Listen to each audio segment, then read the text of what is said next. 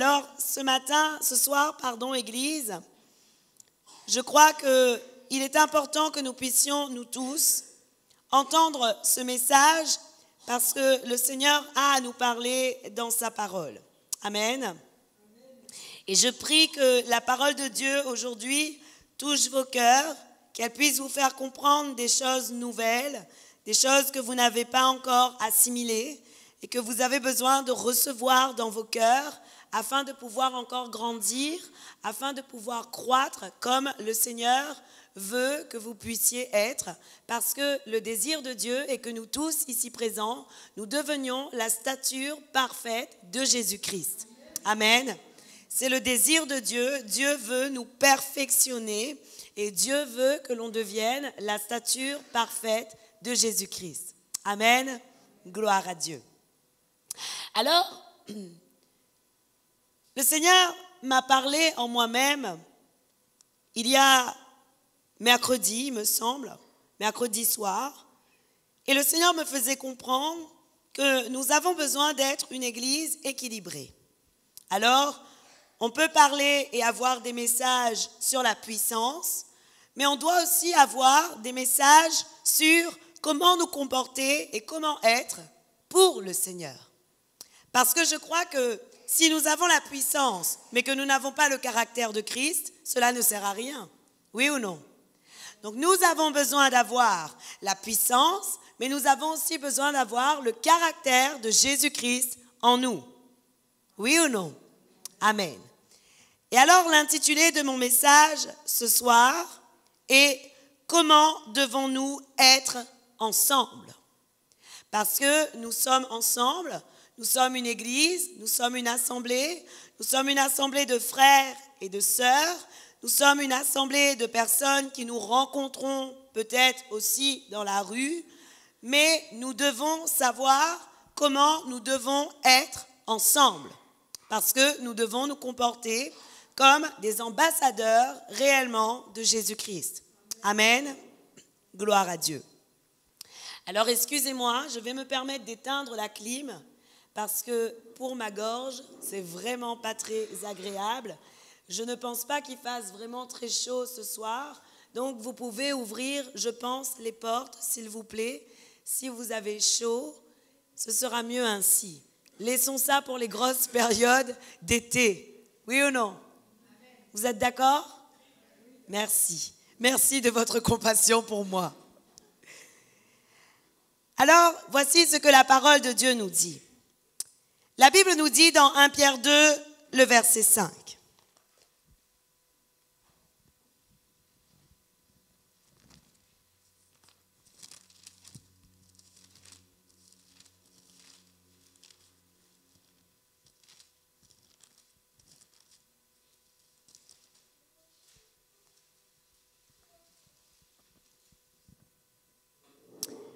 « 1 Pierre 2, le verset 5. La parole de Dieu nous dit, « Et vous-même, en tant que pierre vivante, laissez-vous édifier pour former une maison spirituelle, un groupe de prêtres saints, afin d'offrir des sacrifices spirituels que Dieu peut accepter par Jésus-Christ. » Amen.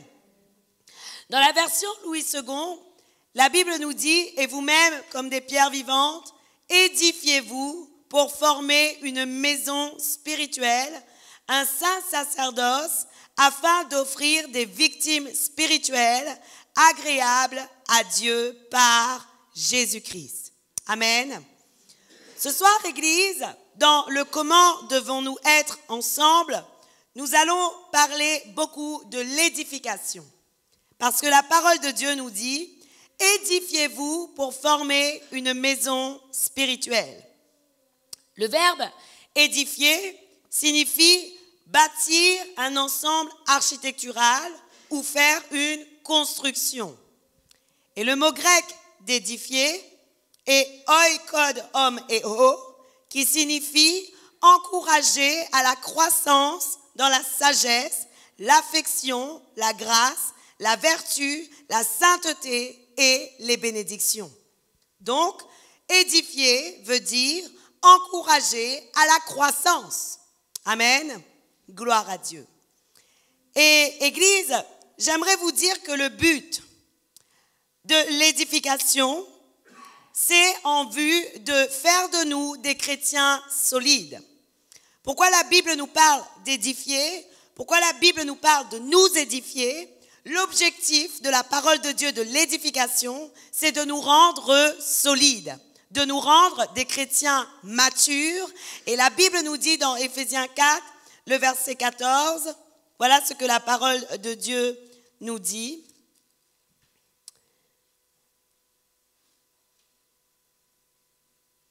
Ainsi, nous ne serons plus des petits enfants ballottés et emportés par tout vent de doctrine, par la ruse des hommes et leur habileté dans les manœuvres d'égarement. Amen. Qu'est-ce que la parole de Dieu nous dit? La Bible dit que nous devons être matures. La Bible dit que nous devons être des adultes spirituels. Et j'aimerais vous dire, il y a une différence, et je l'ai déjà enseigné à nos responsables de l'Église, il y a une différence entre la croissance et la maturité. Ce n'est pas la même chose. Si vous regardez le comportement humain, une personne peut avoir grandi, avoir eu une croissance, un enfant peut avoir eu une croissance, mais être totalement immature. Oui ou non? Il peut y avoir une personne qui a 18 ans, mais pourtant, même si elle a 18 ans, elle a grandi, son visage a mûri, ses traits ont changé, dans sa tête, elle est immature. Donc, il y a bien une différence entre la croissance et la maturité. Ce n'est pas la même chose. Et alors, dans l'édification personnelle, on parle de maturité. L'édification est le but, l'objectif est de rendre les hommes et les femmes matures. Pourquoi?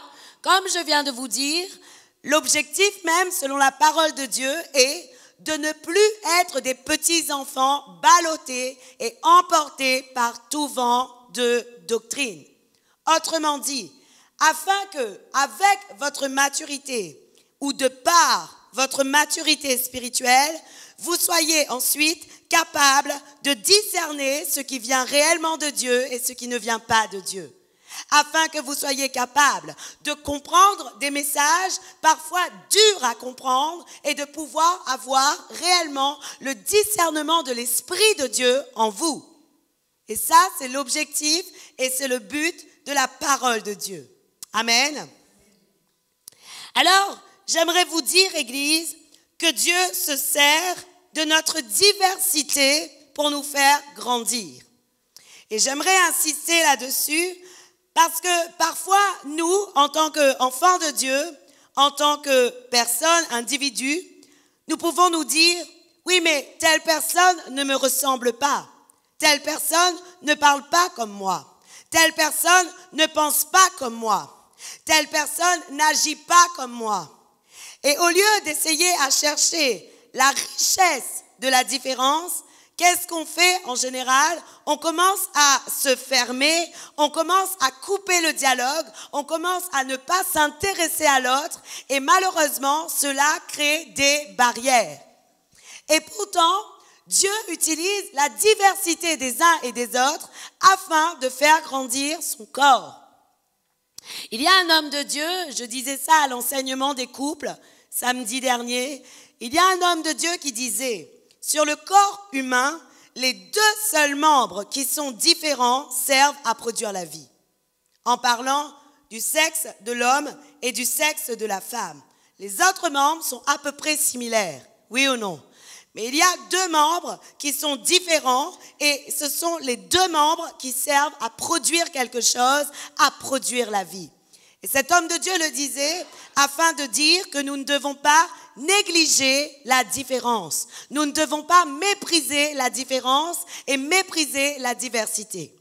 Alors, par rapport à cette diversité, la parole de Dieu nous prouve réellement que Dieu choisit d'utiliser la diversité pour faire grandir son peuple. La Bible nous dit dans Éphésiens 4, le verset 11 à 13.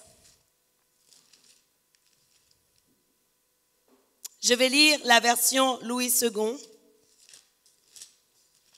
pour ce passage et pour le suivant que je vais également donner à l'Assemblée.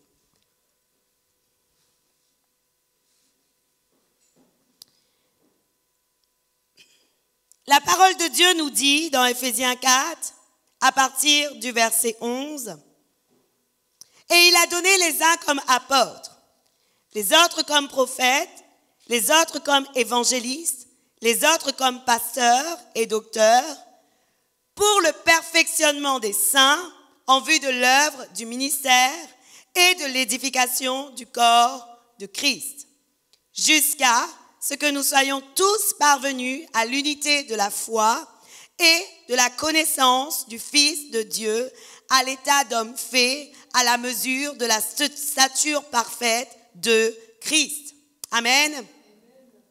La parole de Dieu nous montre dans Éphésiens 4, le verset 11, la Bible nous dit que Dieu a donné à certains d'être apôtres, à d'autres d'être prophètes, à d'autres encore évangélistes, à d'autres pasteurs et à d'autres docteurs.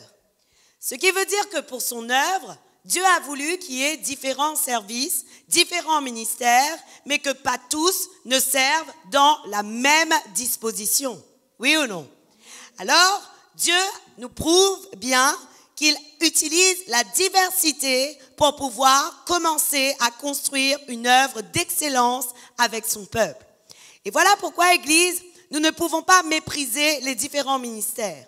Nous ne pouvons pas dire « je n'ai pas besoin de pasteur », nous ne pouvons pas dire « je n'ai pas besoin d'apôtre », nous ne pouvons pas dire « je n'ai pas besoin d'évangéliste » et nous ne pouvons pas dire « je n'ai pas besoin de prophète ».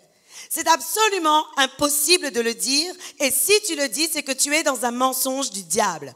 Parce que le plan de Dieu, le but de Dieu, et Dieu veut précisément qu'il y ait des ministères qui t'enseignent, qu'il y ait des ministères qui servent afin de pouvoir te faire grandir. Et même moi, en tant que pasteur, j'ai besoin d'être au contact des apôtres, j'ai besoin d'être au contact des prophètes, j'ai besoin d'être au contact des évangélistes, j'ai besoin d'être au contact des enseignants si je ne le suis pas moi-même. Nous avons tous besoin, pour pouvoir être un corps fort, pour pouvoir être un corps solide, nous avons tous besoin de bénéficier des 5 ministères. Amen. Et lorsqu'il manque quelque chose, lorsqu'il manque un ministère, il est absolument impératif de dire à Dieu, Seigneur, crée, construis, engendre et élève le ministère. Parce que sinon, c'est comme si le corps de Christ est déséquilibré. C'est comme si dans le corps du Christ, il manque quelque chose et la croissance de l'Église, la croissance du peuple de Dieu, la maturité du peuple de Dieu ne peut pas se faire totalement. Amen. Et voilà pourquoi Dieu veut vraiment utiliser la diversité. La Bible dit encore, dans 1 Corinthiens 12, le verset 4 à 6, ce soir nous sommes dans l'enseignement, alors je vais parler un peu plus lentement que lorsque nous sommes dans les prédications ou les exhortations. La Bible dit, il y a diversité de dons, mais le même esprit. Diversité de ministères, mais le même Seigneur. Diversité d'opérations, mais le même Dieu qui opère tout en tous. Amen. Qu'est-ce que la Bible dit? La Bible dit il y a diversité de dons, mais le même esprit. Diversité de ministères, mais le même Seigneur. Diversité d'opérations, mais le même Dieu qui opère tout en tous. Amen. Et la Bible nous dit dans le verset 7, et c'est primordial de pouvoir le comprendre, la parole de Dieu nous dit, or, à chacun, la manifestation de l'Esprit est donnée pour l'utilité commune. Amen. La Bible nous parle d'une diversité. Et Dieu aime la diversité. N'avez-vous pas remarqué que notre nature à nous-mêmes, notre nature propre, notre nature personnelle est d'aimer la diversité? Je ne mange pas tous les jours de la salade verte. Je mange de la salade verte et puis de temps en temps, j'ai envie de rajouter du maïs. Et puis parfois, en plus du maïs, j'ai envie de rajouter d'autres choses. Oui ou non? Et j'aime la diversité. Mon plaisir est d'être dans la diversité. C'est comme cela. Ma vie est comme ça, ma vie est faite ainsi et je me plais à avoir la richesse dans différentes saveurs, dans différentes couleurs et dans différentes choses. Oui ou non? Pour Dieu, c'est la même chose. Dieu aime la diversité, mais la diversité ne sert pas à être contraire. La diversité sert à ce que tous nous allons dans le même sens. La diversité sert afin que le corps de Christ aille dans une même croissance, dans une même maturité et que tous parviennent, selon la parole de Dieu, à la stature parfaite de Jésus-Christ. Et voilà pourquoi, Église, ensemble, nous ne pouvons pas nous rejeter les uns les autres. Et nous ne pouvons encore moins nous diminuer les uns les autres et nous dire, toi, tu ne me sers à rien. Et toi, je ne sais pas ce que vraiment Dieu a fait, pourquoi tu es là, pourquoi tu es à côté de nous et à quoi tu sers. Nous ne pouvons pas le dire. Et nous pouvons encore moins désirer que tous nous ressemblent. Parfois, je crois vraiment que le corps de Christ a un problème. Le corps de Christ n'accepte pas le principe de la diversité dans le corps de Christ. Partout, oui. Dans ce que tu manges, oui. Dans ce que tu aimes, oui. Dans ce qui te plaît, oui. Mais dans le corps de Christ, la diversité te dérange. Oui ou non? La diversité te dérange. Le fait que quelqu'un n'est pas comme toi te dérange. Le fait que quelqu'un ne prie pas comme toi te dérange. Le fait que quelqu'un ne reçoit pas comme toi le Saint-Esprit, parfois peut te déranger. Oui ou non? Et à cause de cela, qu'est-ce qui se passe? Nous entrons dans un comportement de rejet. Soit nous rejetons l'autre, soit nous ne cherchons pas à l'aimer, nous ne cherchons pas à le comprendre et souvent nous le repoussons. Vrai ou faux? Vrai ou faux que nous n'allons pas forcément vers ceux que nous ne comprenons pas? Vrai ou faux que nous n'allons pas faire forcément vers ceux qui ne nous ressemblent pas? Nous n'allons pas les voir parce que nous avons peur de cette différence. Mais je crois vraiment, Église, qu'il est temps que l'on change. Il est temps que l'on puisse oser faire face à la diversité, faire face à la différence, parce que si Dieu nous a créés différents, c'est pour quelque chose. Si Dieu nous a créés tous différents, c'est pour que nous puissions nous tous servir les uns les autres pour l'édification du corps de Christ. Amen. Et la Bible nous dit, Église, dans Proverbe 27, le verset 17, de la version second 21, la Bible dit,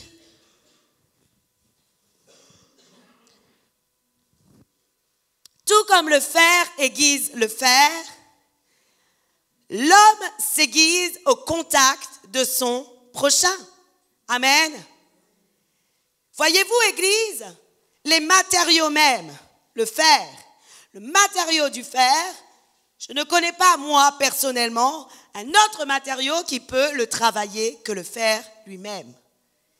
Et la Bible nous dit, comme le fer aiguise le fer, l'homme s'aiguise au contact de l'homme. Autrement dit, Dieu utilise celui qui est à côté de toi, Dieu utilise ton prochain, Dieu utilise celui qui est différent de toi, Dieu utilise celui qui n'est pas comme toi afin de te transformer. Et ça, c'est la parole de Dieu qui nous le dit. Dieu utilise tous ceux qui sont autour de toi afin de te transformer, mais non pas en pire, normalement. Dieu veut te transformer en meilleur. Et voilà pourquoi la Bible nous dit les mauvaises fréquentations corrompent les bonnes mœurs. Ce qui veut dire que nous devons nous écarter des mauvaises fréquentations. Et nous devons chercher à tous ceux qui nous élèvent, à tous ceux qui nous apportent quelque chose de bon et à tous ceux qui vont transformer notre vie. Aujourd'hui, pourquoi je vous parle de cela, Église? Parce que beaucoup d'entre nous, nous négligeons la communion fraternelle. Il y a même des personnes aujourd'hui qui disent « Moi, je ne vais plus dans aucune église parce que j'ai été blessée, parce que j'ai été offensée, parce que malheureusement, on m'a déçu. » Mais j'aimerais vous dire quelque chose. C'est un mensonge du diable, c'est un piège du diable. Le diable veut te retenir captif et tu sais ce qui va se passer. Lorsque tu resteras chez toi seul, le diable va t'isoler jusqu'à te faire perdre ta foi, jusqu'à un moment où tu reçoives des mauvais enseignements. Et quand tu as reçu des mauvais enseignements, il t'éteint petit à petit et tu retournes mort spirituellement. Et ça, c'est ce qui se passe. C'est ce qui se passe réellement. Et voilà pourquoi, ce soir, je dois vous le dire. Ne négligez pas la puissance de la communion fraternelle. Ne négligez pas cette puissance. Il y a une puissance de la communion fraternelle. S'il n'y en avait pas, n'est-il pas vrai que les apôtres ne seraient pas dans la communion fraternelle? Oui ou non? Et pourtant, la Bible nous dit que les apôtres ont tout vendu, ont tout laissé pour se mettre ensemble, pour être ensemble. Pourquoi? Parce qu'ils savaient que le fer aiguisait le fer et que l'homme s'aiguisait au contact de l'homme. Ils savaient qu'il y avait quelque chose qui se passait. Ils le savaient lorsqu'ils étaient ensemble. Non seulement lorsque nous sommes ensemble, la puissance de Dieu se manifeste, le royaume de Dieu vient au milieu de nous, mais en plus on se change, en plus on se transforme, en plus on s'édifie, en plus on s'élève, en plus Dieu touche à des endroits sensibles de nos vies par rapport à quelqu'un d'autre pour le mettre à la lumière et que cette chose devienne lumière. Oui, parce que Dieu le fait aussi de cette manière. Et j'aimerais vous dire, lorsqu'on est dans la communion fraternelle, il est sûr qu'il y aura des désaccords possibles. Il est sûr. Pourquoi? Parce que lorsque nous sommes dans la différence, il est absolument certain que quand nous sommes différents, nous ne sommes pas d'accord sur tout. Vrai ou faux? Nous ne sommes pas d'accord sur tout. Alors quand on parle de la parole de Dieu, quand on entend l'enseignement, quand on loue, quand on glorifie Dieu, c'est facile d'être en bon terme avec tout le monde. Mais dès qu'on commence à être en contact avec un frère ou une sœur, dès qu'on commence à lui parler un peu, dès qu'on commence à être dans un service, dès qu'on commence à côtoyer les personnes en dehors des temps, on commence à vivre avec cette personne et on commence à voir qu'il peut y avoir des choses qui, malheureusement, nous déplaît. Mais c'est la différence, oui ou non? Et j'aimerais vous dire quelque chose, ces désaccords, lorsque tu es dans le désaccord, tu ne dois pas le négliger, tu ne dois pas le mépriser, tu ne dois pas non plus être vexé, tu ne dois pas non plus être offensé, tu ne dois pas non plus t'isoler, parce que Dieu va se servir de ce désaccord pour te transformer.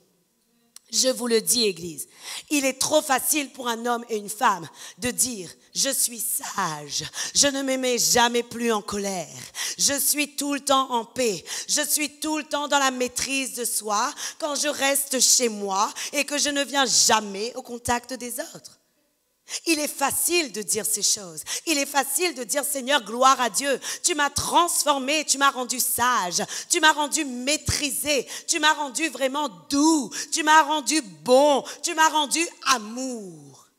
Mais dès que tu commences à venir au contact des gens, dès que tu commences à revenir dans une assemblée et que tu te rends compte qu'il y a de l'imperfection, tu te dis, oh là là là là, elle m'énerve celle-là, il m'énerve celui-là, il m'agace, il fallait mieux que je reste chez moi, je n'irai plus jamais nulle part. Je suis désolée de dire, je sais ce que je dis. C'est comme cela. Malheureusement, la Bible nous dit notre cœur est tortueux. Notre cœur est tortueux par-dessus tout, il est mauvais. Et la Bible dit, n'écoute pas trop ce qui se dit sur toi. Toi-même, tu sais qu'à plusieurs reprises, tu as pensé du mal sur l'autre. Oui ou non? Ce qui veut dire que parfois, malgré dans le corps de Christ, il y a aussi des moments où on ne comprend pas ce que l'autre fait, on ne comprend pas comment il est, on ne comprend pas comment il agit. Et alors, à ce moment-là, on a envie de sortir de nous-mêmes. Et c'est à ce moment précis qu'on dit, Seigneur, j'ai encore besoin de beaucoup de maîtrise de soi. Je vais rentrer chez moi et je vais aller prier afin de pouvoir, Seigneur, avoir de la maîtrise. Et rends grâce à Dieu parce que c'est au contact des autres qu'il te montrera que dans ton cœur, il y a encore de la colère. C'est au contact des autres que Dieu te montrera qu'en ton cœur, il n'y a pas assez de maîtrise. C'est au contact des autres que Dieu te montrera que tu n'es pas encore parfait. Et il vaut mieux pour toi. Parce que la Bible nous dit, soyez parfaits comme le Père lui-même est parfait. Ce qui veut dire que seuls les parfaits iront dans le royaume des cieux. Je suis désolée de le dire, mais souvent on oublie la sanctification, on oublie le perfectionnement des saints. Et pourtant la Bible parle du perfectionnement des saints, oui ou non? La Bible parle de la sanctification et la Bible parle du perfectionnement des saints. Et comment vas-tu être parfait et comment vas-tu être testé dans ta perfection que tu dis avoir si, lorsqu'on te met au contact des gens, tu ne sais pas rester parfait? Ce qui veut dire, Église, que lorsque le Seigneur te montre que tu es imparfait dans une situation, rends grâce à Dieu parce qu'il veut te changer. Il veut te transformer. Et lorsque quelqu'un te fait quelque chose, ne pense pas, cette personne, pense à ce que c'est en train d'engendrer dans ton cœur. Pense à ce que c'est en train de faire dans ton cœur. Pense à ce que c'est en train de réveiller en toi. Parce que si ça réveille quelque chose en toi, il est fort probable que c'est en train de réveiller une blessure qui demande à être guérie. Il est fort probable que c'est en train de guérir, de réveiller en toi quelque chose de mauvais que Dieu veut guérir et changer. C'est une certitude. Parce que lorsque Dieu rassemble son peuple, c'est à aucun moment pour te faire du mal. Tout ce que Dieu fait, même dans la communion fraternelle, et même quand il y a parfois des rocs qui se cognent, même cela, c'est pour ton bien et pour ton édification. Amen. Même cela, c'est pour ton bien et pour ton édification. Alors bien sûr, Église, je ne suis pas en train de dire que vous devez vous diviser. Je ne suis pas en train de vous dire que vous devez vous servir de la diversité pour être en division totale, on va dire, toujours en train de se battre, toujours en train d'essayer de parler et d'essayer d'être en mauvais termes les uns avec les autres. Non, ce n'est pas ce que je suis en train de dire. Mais je suis en train de vous dire précisément que Dieu se sert des uns et des autres et Dieu se sert de chacun de nous afin de nous transformer dans nos vies. Et d'ailleurs, la Bible nous dit de faire attention. Attention à ce que nous ne soyons pas trop dans la division. Attention à ce que nous ne soyons pas trop en désaccord. Pourquoi? Parce que la parole de Dieu nous dit que si nous nous mordons et si nous nous dévorons les uns les autres, attention, vous finirez par vous détruire les uns les autres. Ce qui veut dire, Église, que nous ne devons pas nous mordre plus que de raison, mais nous devons seulement être attentifs lorsque Dieu fait en sorte qu'une situation avec un frère ou une sœur réveille en nous quelque chose qui est non guéri. Je suis désolée de le dire, mais c'est comme cela que Dieu agit. Plusieurs fois, Dieu m'a repris au travers d'un frère et d'une sœur. Plusieurs fois. Peut-être que vous ne vous en rendez pas compte, mais lorsque je suis là en tant que berger, en tant que pasteur, plusieurs fois, Dieu me reprend même au travers de vous. Et Dieu me montre un comportement et je dis, Seigneur, moi qui pensais que ça c'était fini, et puis je dis à Dieu, alors Seigneur, vraiment, je ne suis qu'une faible chair, alors brise-moi, façonne-moi afin que je sois dans la perfection que tu désires. N'est-il pas vrai, Église, que vous aussi vous vivez ces choses ? N'est-il pas vrai que lorsqu'une personne parle avec vous ou lorsqu'une personne vous dit quelque chose et parfois même le pasteur, vous vous offusquez, vous vous vexez et vous ne comprenez pas pourquoi, mais il y a quelque chose en vous, ce n'est pas moi le problème, mais c'est quelque chose en toi qui demande à être guéri. Oui ou non? Et ce n'est pas ton frère le problème, mais c'est quelque chose en toi qui demande à être guéri et Dieu veut guérir la profondeur de ton cœur parce qu'il sait que ton cœur est tortueux et en restant avec ce cœur, malheureusement, tu vas à la mort. Ce qui veut dire, Église, que nous ne devons pas négliger et nous ne devons pas dire « j'ai été blessé, alors je ne viens plus jamais à l'assemblée ». Ce n'est pas biblique, oui ou non? Ce n'est pas du tout biblique de dire « j'ai été blessé, alors je ne viens plus à l'assemblée ». Ce que j'ai pu remarquer pour ma part, c'est que lorsque tu es blessé et lorsque tu pars de manière blessée d'une assemblée à une autre, ce qui se passe, c'est que tu pars d'assemblée en assemblée. Pourquoi? Parce que la réalité des choses, c'est que ce n'est pas les autres qui sont mauvais, c'est qu'en toi, il y a des situations de ton cœur qui ne te permettent pas de voir la richesse de ce qu'il y a en l'autre. Et c'est à cause de cela que beaucoup partent d'assemblée en assemblée, d'église en église et que jamais ils ne trouvent leur place.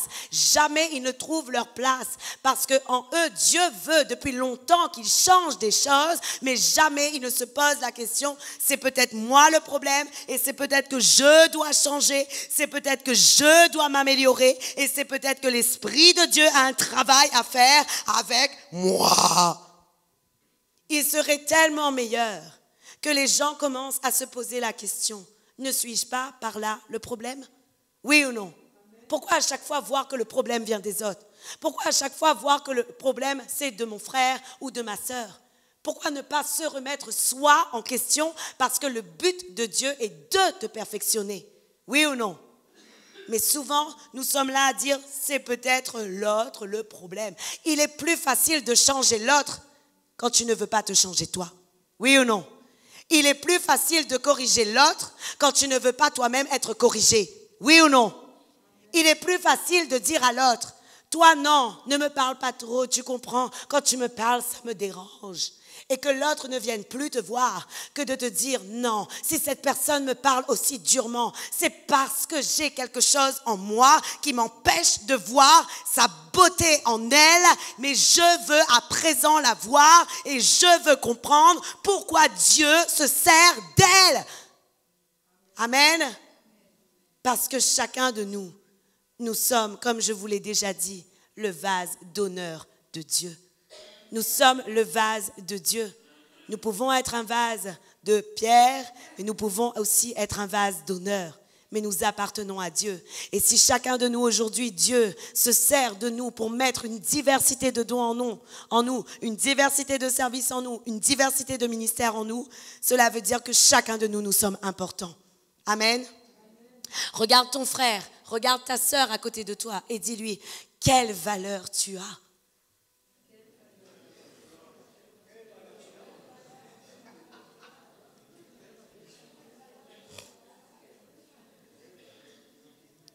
Quelle valeur tu as? Amen. Quelle valeur tu as? Oui. Quelle valeur tu as, ma sœur? Ne soyez pas jaloux, vous en avez tous. Amen. Alors, comprenons, Église, que nous avons tous de la valeur aux yeux de Dieu et que Dieu a déposé en chacun de nous un don excellent afin de nous édifier les uns les autres. Amen. Mais voici, nous devons nous poser la question, mais lorsque nous sommes ensemble, que devons-nous faire pour être et pour faire partie de l'édification du corps de Christ? La parole de Dieu nous dit quoi faire. La première des choses que nous devons faire, Église, c'est que nous devons avoir suffisamment d'humilité. Waouh! Pour pouvoir être édifiés, pour pouvoir se laisser construire, pour pouvoir se laisser bâtir, pour pouvoir se laisser reprendre, pour pouvoir se laisser conseiller, il faut avoir suffisamment d'humilité pour savoir accepter ce que quelqu'un va dire de toi et sur toi et avec toi. Oui ou non? La Bible nous dit dans Philippiens 2, le verset 3.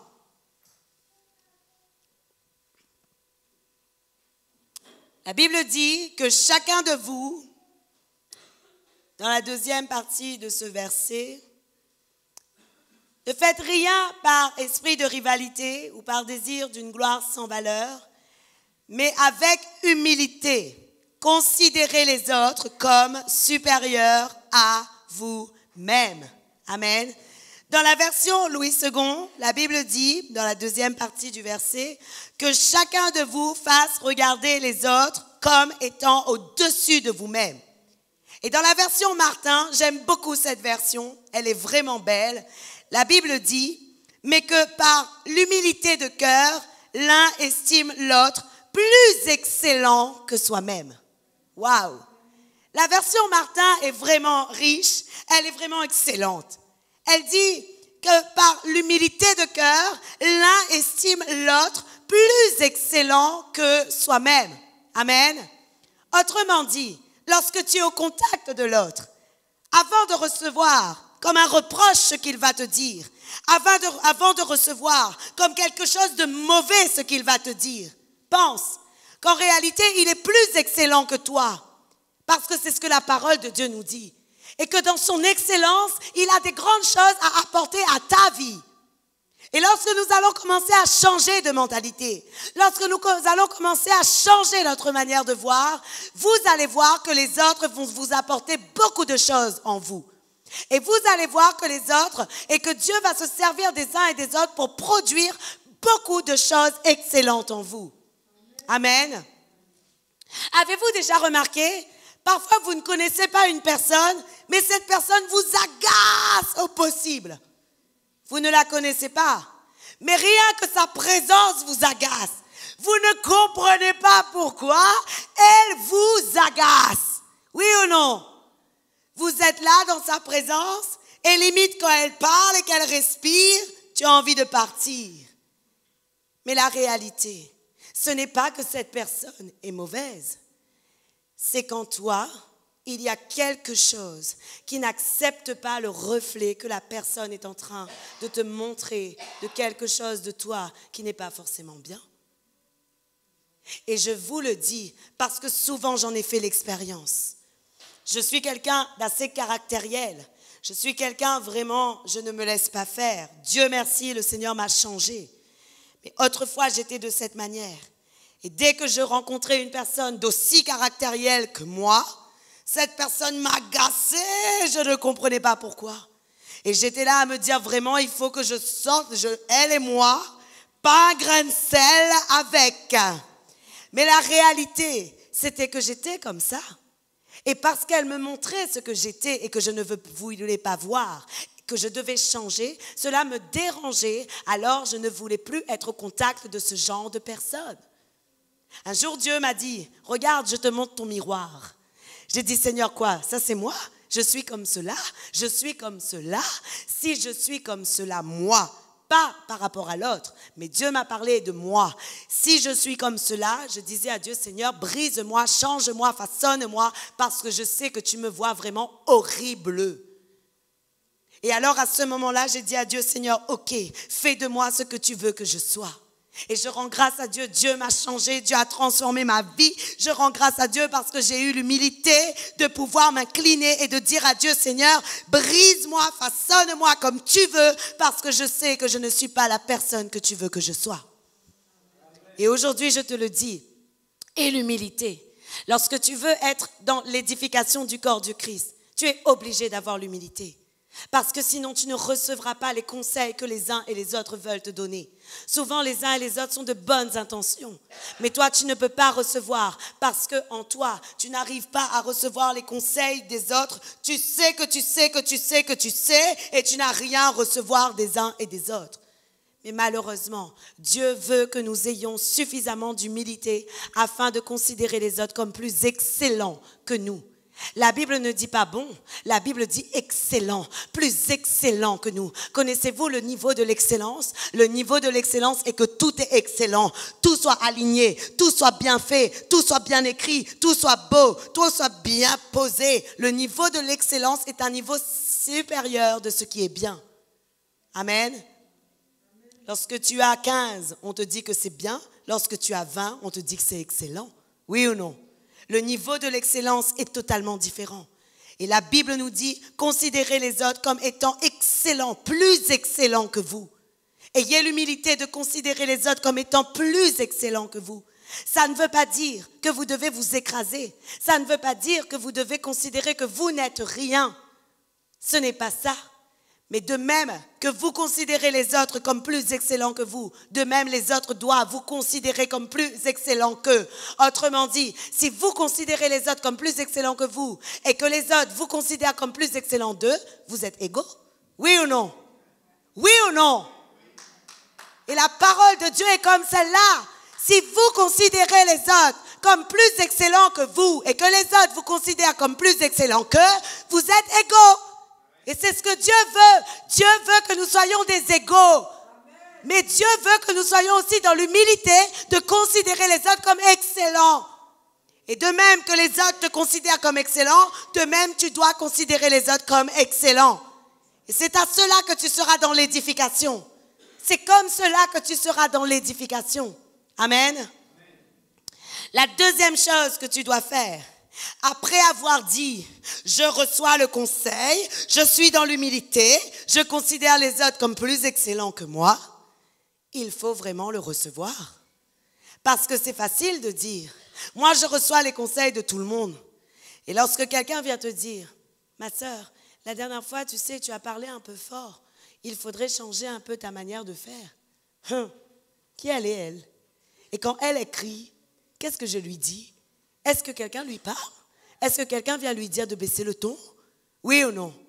N'est-il pas vrai que nous sommes comme ça? N'est-il pas vrai que nous sommes souvent comme cela? La Bible nous dit dans Proverbe 12, le verset 1er, et je vais vous lire la version Bible en français courant, s'il te plaît. La Bible dit, « Celui qui accepte les reproches aime s'instruire. Il est stupide de détester les critiques. » Amen. Qu'est-ce que la parole de Dieu dit? La Bible dit, celui qui accepte les reproches aime s'instruire. Il est stupide de détester les critiques. Waouh! Autrement dit, lorsque je veux être dans l'édification, je dois savoir accepter la critique. Et si je n'accepte pas la critique, je suis celui qui est considéré comme un stupide. Oui ou non? Pas aux yeux de l'homme, mais aux yeux de Dieu, Dieu me dit, il est stupide de détester les critiques. Par contre, celui qui accepte les reproches prouve à Dieu ainsi qu'il aime s'instruire. Amen.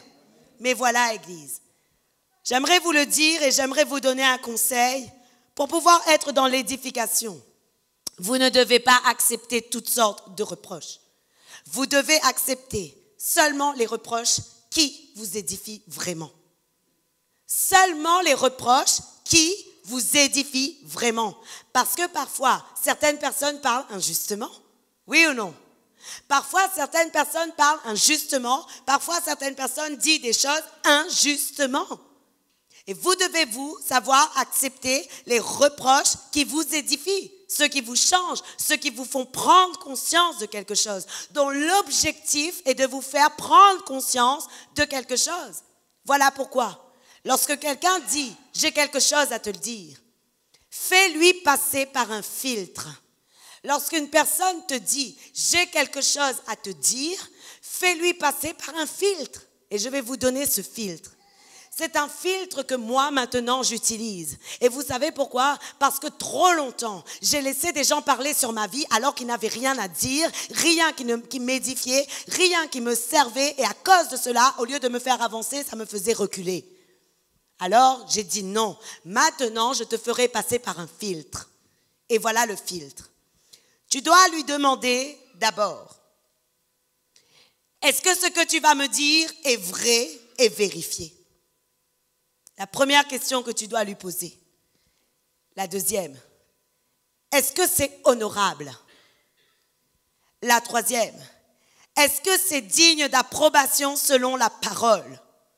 La quatrième, as-tu pensé à l'intention et aux conséquences de cette annonce pour ma vie? La cinquième, penses-tu que je suis en mesure de recevoir cette information? La septième, es-tu sûr que ça me fera grandir? La huitième, as-tu pensé à comment tu aurais souhaité que je te le dise? Savez-vous, Église, même moi parfois, j'ai fait l'erreur de malheureusement dire des choses au moment où ce n'était pas le bon. Et parfois je dis à Dieu, Seigneur, pardonne-moi, je n'aurais pas dû le dire de cette manière et répare mes erreurs. Mais je peux vous dire qu'en passant par ces filtres, les 8 questions que je viens de vous dire, une personne bien intentionnée, si elle est bien intentionnée, elle ne te dira rien pour te faire mal. Oui ou non? Une personne bien intentionnée, en passant par ces filtres, elle va faire très attention à la manière de te parler et son objectif sera toujours de te faire grandir. Oui ou non? Lorsque tu auras posé 8 questions à cette personne, 8 questions, et ça vaut pour celui qui a dit « j'ai quelque chose à te dire », mais ça vaut aussi pour toi si demain tu es cette personne qui a quelque chose à dire à quelqu'un d'autre. Oui ou non? Alors ne t'offusque pas si une personne à qui tu dis j'ai quelque chose à te dire, te dit ok, on va passer par 8 filtres. Et si après avoir passé par 8 filtres, tu as encore quelque chose à me dire, alors j'écouterai ce que tu as à me dire. Mais si après avoir passé 8 filtres, tu n'as rien à me dire d'édifiant, alors je n'écouterai pas. Oui ou non? À la fin, pose-lui la question. Maintenant, qu'as-tu à me dire d'édifiant pour ma vie? Oui, et tu verras si c'est une personne qui t'aime réellement. Si ça doit te faire mal, elle mesurera les mots qu'elle doit utiliser pour te le dire. Je vous le dis, c'est comme ça que l'on va dans l'édification du corps de Christ. On ira dans l'édification du corps de Christ à condition de mettre en pratique ces choses. Mais Dieu sait que parfois, moi aussi, j'ai été maladroite.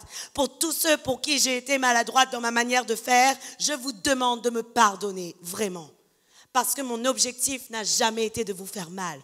Mon objectif sera toujours de vous faire grandir. Mon objectif sera toujours de vous édifier. Et je veux que vous progressiez à la stature parfaite de Jésus-Christ.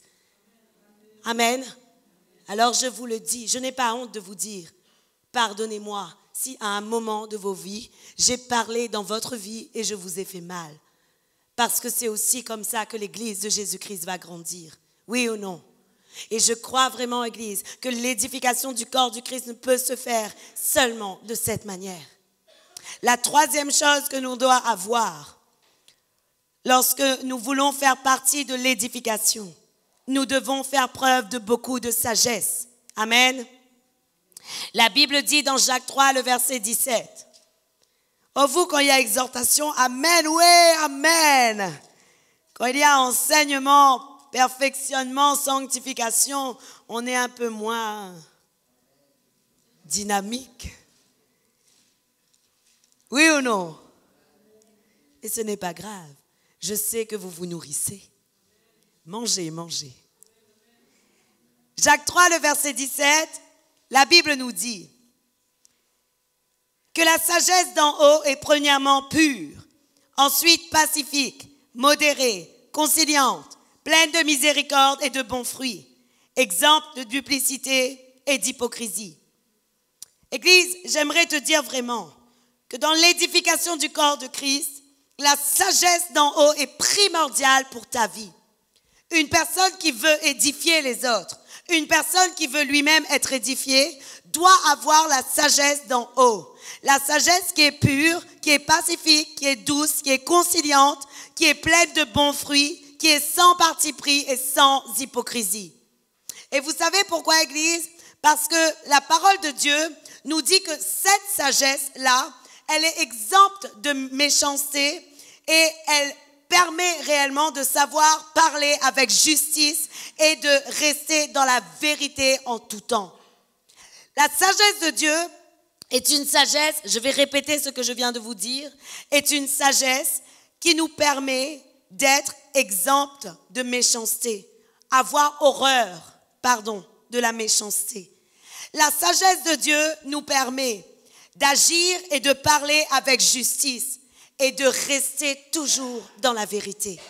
Voilà pourquoi quiconque veut être une pierre vivante pour édifier, quiconque veut être édifié et quiconque veut édifier doit posséder cette sagesse. Amen. La Bible nous dit que la sagesse du monde est pleine de rivalité et de jalousie. Ce qui veut dire que lorsque la parole de Dieu parle, il dit « Quelqu'un parmi nous peut-il se vanter d'être sage?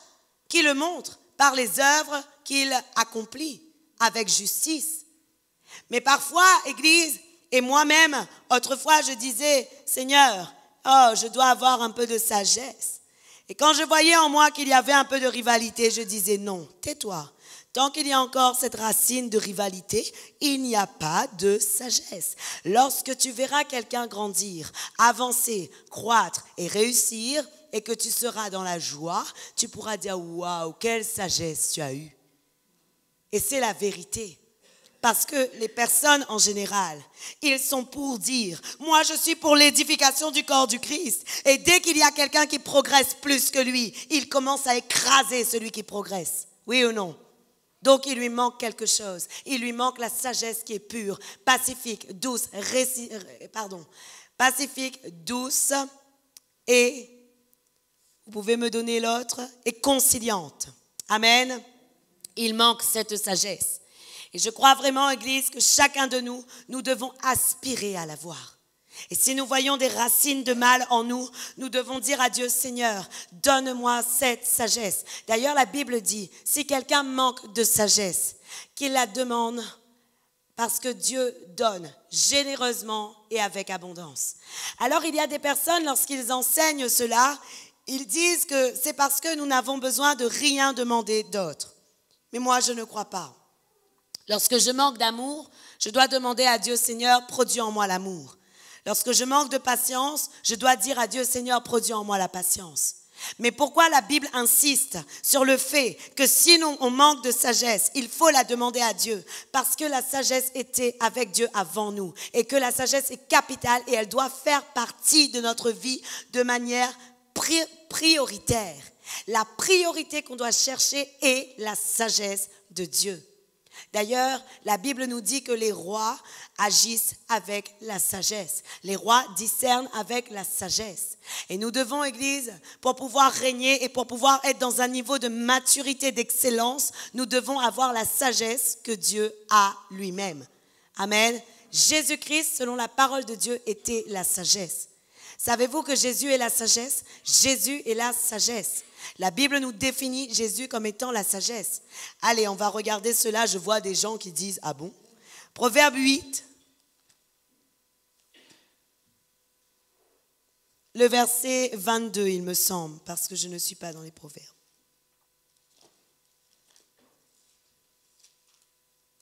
Oui, merci. La Bible dit, l'Éternel m'a créé la première de ses œuvres avant ses œuvres les plus anciennes.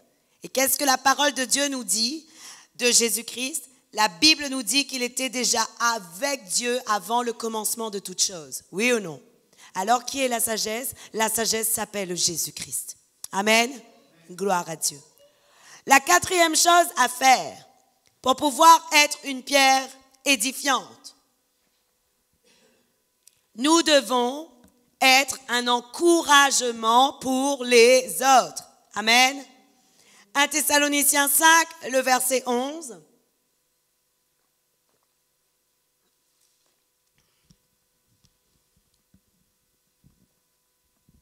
La Bible dit, c'est pourquoi exhortez-vous réciproquement et édifiez-vous les uns les autres comme en réalité vous le faites. Amen. La Bible nous dit, exhortez-vous réciproquement et édifiez-vous les uns les autres. Exhorter, la définition veut dire encourager, inciter quelqu'un à effectuer quelque chose par des paroles. Amen. Je vais vous le faire. Lorsque vous voyez quelqu'un en train de courir sur un terrain et que vous êtes dans une compétition, bientôt il y a des événements à la Réunion, vous allez peut-être faire, vous êtes là et vous dites, allez, oui ou non? Et tant que la personne n'est pas arrivée à la ligne d'arrivée, vous continuez à lui dire, allez. Dans le corps de Christ, c'est ce que Dieu attend de chacun de nous. Dieu attend de nous que nous soyons capables de nous encourager les uns les autres. Dieu attend de nous que nous soyons capables de nous exhorter par des hymnes, par des cantiques et par des chants. C'est ce que la parole de Dieu nous dit. Autrement dit, nous devons être vers celui qui commence à chanceler. Et nous devons lui dire, allez, continue la course que tu as commencée jusqu'à ce que tu arrives à la vie éternelle. Ça, c'est l'édification. L'œuvre d'édification veut dire encourage les autres. Exhorte-le, pousse-le à avancer, pousse-le à progresser. Ne le décourage pas, mais encourage-le à avancer. Amen. D'ailleurs, la parole de Dieu nous dit dans Colossiens 3, le verset 16, « Instruisez-vous et exhortez-vous les uns les autres en toute sagesse, par des psaumes, par des hymnes, par des cantiques spirituels, chantant à Dieu dans vos cœurs, sous l'inspiration de la grâce. » Amen. Qu'est-ce que la Bible dit? Instruisez-vous et exhortez-vous les uns les autres en toute sagesse, par des psaumes, des hymnes et des cantiques spirituels. Amen. Autrement dit, Si tu n'as rien d'édifiant à dire à ton frère et à ta sœur, tais-toi. Oui, si tu n'as rien d'édifiant à dire à une personne, il vaut mieux ne rien dire. Il vaut mieux chercher quelque chose d'édifiant afin de l'encourager, afin de le faire progresser et afin de l'aider à poursuivre la course dans laquelle il est. Parce que tu ne sais pas par quoi l'autre est en train de passer. Amen. La Bible nous dit dans Proverbe 16, le verset 24. Et je vais m'arrêter bientôt. La Bible dit, les paroles agréables sont un rayon de miel, douces pour l'âme et salutaires pour le corps. Amen. Qu'est-ce que la parole de Dieu nous dit? Les paroles agréables sont un rayon de miel, douces pour l'âme et salutaires pour le corps. Savez-vous, Église, si le corps de Christ avait pris l'habitude de donner des paroles agréables, de donner des paroles de réconfort, de donner des paroles qui encouragent, je suis sûre que le peuple de Dieu serait vraiment encore très avancé et plus avancé dans l'œuvre que Dieu lui demande de faire. Oui ou non? Parce que parfois, je suis désolée de dire, mais nous sommes des pierres d'achoppement plutôt que des pierres vivantes. Oui ou non? La plupart du temps, nous sommes des pierres d'achoppement, mais nous ne sommes pas totalement des pierres vivantes. Et Dieu nous demande d'être des pierres vivantes. C'est ainsi que le Seigneur nous fait prendre conscience que nous devons vraiment aimer notre frère et notre sœur comme nous-mêmes et que nous devons chercher réellement l'édification. Et si toi, il y a des choses qui te font mal, si toi, il y a des choses qui te blessent, si toi, il y a des choses que tu n'aimes pas, ne le fais pas à ceux que tu vois. Parce que si tu n'aimes pas, l'autre aussi ne l'aime pas. Oui ou non? Et j'aimerais vous le dire vraiment, soyons dans ces comportements et nous allons voir réellement l'œuvre de Dieu avancer. Nous allons voir beaucoup de personnes se convertir parce que lorsqu'il y a l'amour, il y a réellement des choses qui agissent dans les cœurs. Parfois, nous ne comprenons pas, mais l'amour que tu portes à quelqu'un, la considération que tu as pour lui et la manière dont tu lui parles peut faire que sa vie peut être transformée à cause de toi. Amen. Et aujourd'hui, Église, dans le corps de Christ, nous devons réellement considérer le commandement que Dieu a dit. Tu aimeras ton prochain comme toi-même. Tu aimeras ton prochain comme toi-même. Amen. Ça, c'est ce que Dieu a dit. Et nous devons aujourd'hui apprendre à nous comporter de la meilleure manière.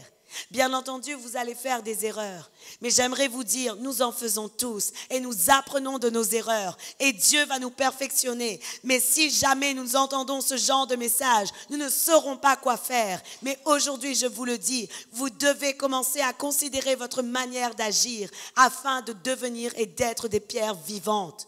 Amen. Vous devez réellement être des pierres vivantes. Alors, vous savez, Église, cet enseignement est pour celui qui l'entend.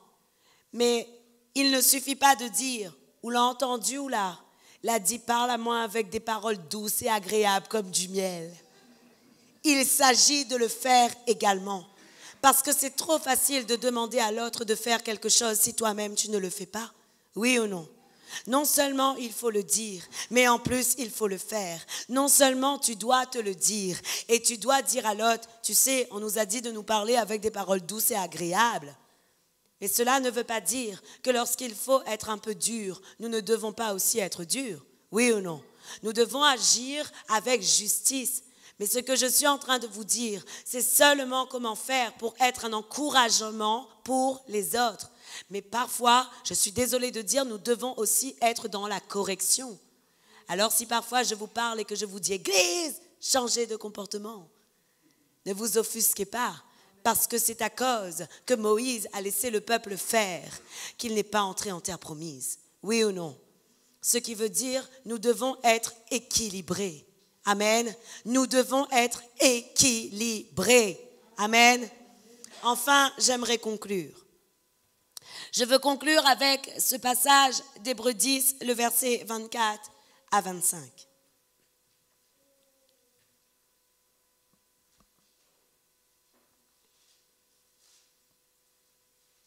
La Bible nous dit, veillons les uns sur les autres pour nous exciter à la charité et aux bonnes œuvres. Et le verset 25, la Bible dit, n'abandonnons pas notre assemblée comme c'est la coutume de quelques-uns, mais exhortons-nous réciproquement, et cela d'autant plus que vous voyez s'approcher le jour. Amen. Pour conclure, Église, j'aimerais vous dire d'abord sur le verset 24 que chacun de nous, nous aurons des comptes à rendre pour nos frères. Dieu avait posé la question à Caïn et Dieu avait dit à Caïn dans Genèse 4, le verset 9, ne le prends pas, je vais le dire. L'Éternel a dit à Caïn, où est ton frère Abel? Et alors Caïn a répondu à Dieu, Seigneur, suis-je le gardien de mon frère? Et j'aimerais vous dire quelque chose. Dieu n'a pas agréé la réponse de Caïn. Oui ou non? Ce n'est pas parce que Caïn a dit à Dieu, suis-je le gardien de mon frère, que Dieu a accepté et agréé la réponse de Caïn. Ça, c'était la réponse de celui qui était mauvais en son cœur.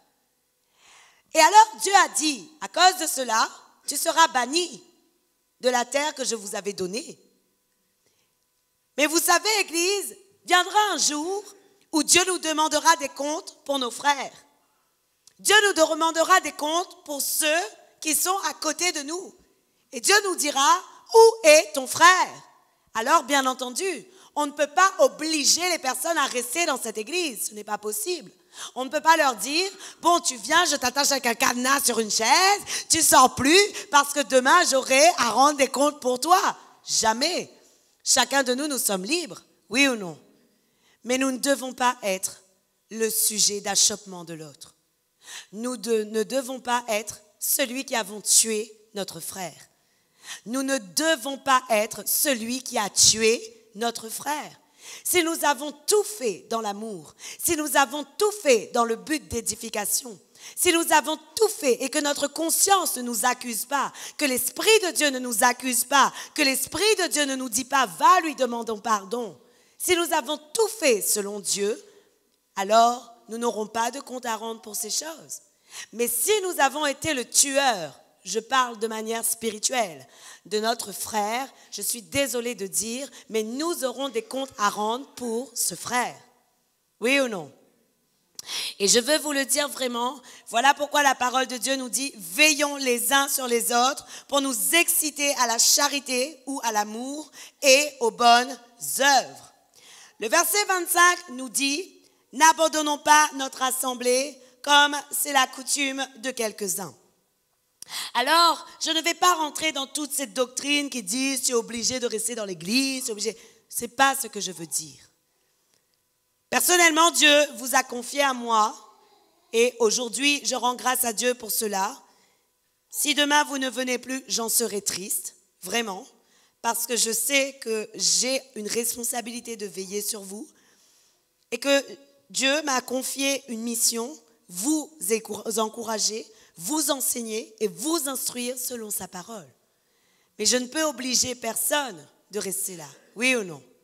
Tout le monde est libre. Tout le monde est libre de faire ce qu'il veut. Cependant, j'aimerais vous parler sur ce verset parce que j'ai remarqué que beaucoup de personnes, la plupart du temps, lorsqu'ils abandonnent une assemblée, c'est parce qu'ils se disent avoir été blessés. Blessés par un frère, blessés par une sœur, parfois blessés même par le pasteur, bien que je rappelle, le pasteur n'est pas celui qui veut te blesser. Le pasteur est celui qui veut te faire grandir. Je veux rappeler ces choses parce que beaucoup aujourd'hui, ils n'acceptent pas forcément les autorités. Et comme ils n'acceptent pas les autorités, ils sont offusqués lorsque l'homme de Dieu ou la femme de Dieu commence à leur dire quelque chose. Mais je prends le Saint-Esprit à témoin. Mon désir à moi est de vous exhorter, de vous encourager, de vous faire grandir et de vous faire voir que dans vos cœurs, il y a peut-être des choses à changer et à transformer afin que vous soyez parfaits. Et ça, je prends Dieu à témoin que c'est la vérité pour ma part. Amen. Alors, voici ce que je veux vous dire. J'aimerais vous dire, Église, pour conclure, ne partez jamais sur une blessure. Jamais. Jamais ne partez comme des voleurs. Jamais. Cherchez à parler avec la personne qui vous a fait mal. Cherchez à lui expliquer pourquoi. Cherchez à rétablir et à réconcilier, à vous réconcilier. Cherchez vraiment à construire quelque chose ensemble. Et laissez avant tout le Saint-Esprit consoler votre cœur. Parce que le Saint-Esprit est le Paraclétos. Et puisqu'il est le Paraclétos, puisqu'il est le consolateur, il est celui qui est capable de guérir la profondeur de la blessure de ton cœur. Et j'aimerais vous donner un secret biblique. Lorsque nous sommes matures spirituellement, Paul dit: pourquoi ne supportez-vous pas un peu d'injustice? Autrement dit, lorsque tu es mature spirituel, tu sais supporter l'injustice. Même quand tu n'as pas tort, tu sais dire ce n'est pas grave, je passe, ce n'est pas grave. Lorsque tu es mature spirituel, tu sais le supporter. Amen. Et alors, qu'est-ce que je veux vous dire par là? Je vous en supplie de ne pas partir sur une blessure, parce que je suis sûre et certaine que vous allez partir sur une blessure. Et que vous allez traîner cette blessure avec vous. Et quand vous allez vous poser ailleurs, cette blessure est toujours franche dans vos cœurs. Et ce qui va se produire, c'est que ce qui s'est produit dans l'assemblée dans laquelle vous étiez va se reproduire dans la nouvelle assemblée. Et ce qui va se passer, c'est que vous allez être encore blessé, que la blessure sera encore beaucoup plus franche, que vous partirez définitivement jusqu'à ne plus jamais aller nulle part et ensuite fermer la possibilité totale à Dieu de convaincre votre cœur sur la nécessité d'être dans la communion fraternelle. Et voilà pourquoi beaucoup disent: je ne vais plus nulle part, je préfère rester chez moi parce que dans les églises, il y a beaucoup d'hypocrites. Mais j'aimerais vous dire, si beaucoup considéraient les autres comme plus excellents que soi-même, nous n'aurions pas ce genre de paroles. Parce que chacun de nous, nous ne verrons pas l'hypocrisie, mais nous verrons plutôt la perfection et le perfectionnement que Dieu est en train de faire dans les uns et dans les autres. Vrai ou faux? Aujourd'hui, je vous le dis, n'abandonnez jamais une assemblée sur une blessure. Jamais. Parce que si vous n'avez pas laissé l'Esprit de Dieu consoler votre cœur, ça se reproduira. Et vous savez pourquoi? Jusqu'à ce que vous compreniez et que vous décidez de dire à l'Esprit de Dieu: ce n'est pas normal que toutes ces choses me fassent mal. Console-moi, change mon cœur, fortifie-le, fortifie mon cœur, fortifie-le et change-le, transforme-le. Afin que ce que je vivais et ce qui me faisait mal ne soit plus rien pour moi aujourd'hui. Parce que je vous le dis, seulement de cette manière vous allez grandir. Seulement de cette manière vous allez mûrir. Seulement de cette manière. Si vous portez avec vous votre offense, je suis désolée de dire, le diable va vous enfermer dans une forteresse. Et c'est la clé qui vous empêche d'aller dans les bénédictions de Dieu pour vos vies, parce que vous avez laissé la clé de l'offense dans la main du diable. Amen. Aujourd'hui, je vous le dis, considérez ces choses. La Bible dit: exhortez-vous réciproquement, et cela d'autant plus que vous voyez s'approcher le jour. Autrement dit, Église, considérez la beauté des uns et des autres. Considérons la beauté des uns et des autres et sachons nous encourager les uns et les autres. Et si quelqu'un a une avancée différente que la mienne, il est plus avancé dans la foi que moi, bénéficie de sa foi, ne sois pas jaloux, prends une part de sa foi et dis: Seigneur, je veux que la foi qui est en lui s'accroche à moi. Parce que ce qui se produit, c'est que lorsque tu honores quelqu'un, ce qui est en lui, tu le reçois. N'est-il pas vrai qu'Élie a honoré Élisée et qu'à cause de l'honneur qu'il portait à Élisée, il a eu une double part de l'onction d'Élie. Autrement dit, lorsque tu honores quelqu'un, tu reçois la double part de ce qu'il a lui-même. Amen. Que le Seigneur vous bénisse, que le Seigneur convainc vos cœurs, que le Seigneur transforme lui-même vos cœurs et que le Seigneur vous empêche de considérer l'offense plus que les bénédictions qu'il y a au travers des uns et des autres. Il y a une richesse dans la communion fraternelle et voilà pourquoi la Bible dit: tous persévérer dans la communion fraternelle. Amen. Soyez pleinement bénis. On va louer le Seigneur pour terminer, glorifier son saint nom.